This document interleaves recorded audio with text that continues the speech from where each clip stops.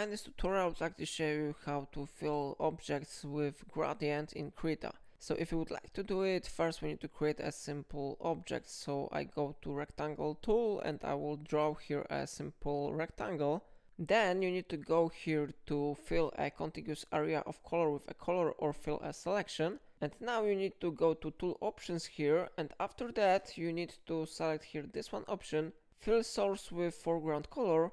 Now we need to go to foreground color selector and select any other color. For example, I select here green, I click OK button and I click somewhere inside the object. Now we need to go to gradient tool, so I go to draw a gradient option, and now we need to select gradient that we want to use. So I click here, and here you can select one from available gradients, or you can create a new one by clicking here. So for example, I will change color to green and I click OK button. You can type here name for the gradient, for example it will be radial 1, and then I click OK button.